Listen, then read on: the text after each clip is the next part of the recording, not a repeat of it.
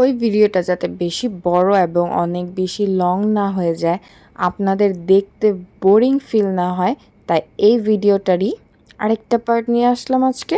So আসসালামু আলাইকুম, this is Aishi Ahmed, welcome to our new blog. এখানে যে ছোট ছোট ভিডিও ক্লিপগুলো আছে প্রত্যেকটার সাথে আমাদের একটা মেমোরিজ জড়িত হয়ে গিয়েছে। এগুলো নাকি তার বন্ধু হয়ে গেছে। যা এমন করছে, কেমন করছে, কেমন করছে?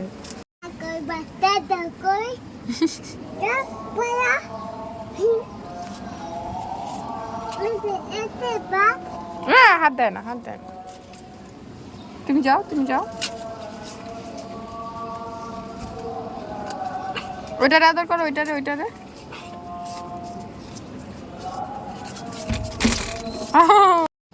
সামনে যাও, সামনে যাও। মার দিকে তাকাও।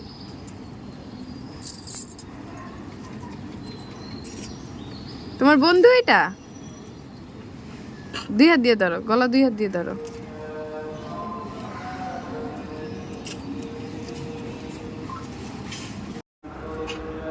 গলা ধরো, ছাগলের গলা ধরো তুমি। হ্যাঁ, দুনো হাত দিয়ে ছাগলের গলা ধরো। হ্যাঁ,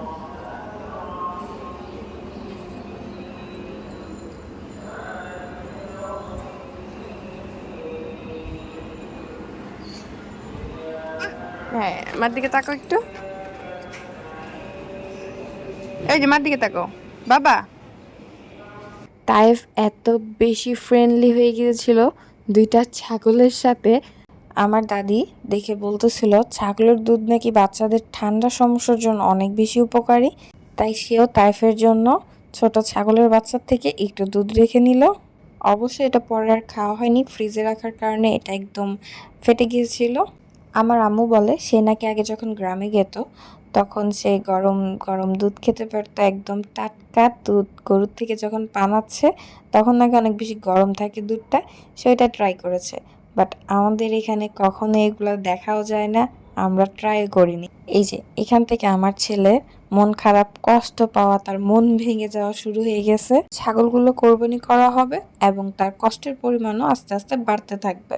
অবশেষে তাকে আমি তার চাকরিতে লাগাই দিছি। এখন তাকে আমি পাঠাইছি তার ভাইয়ের কাছে গোশত কাটার জন্য।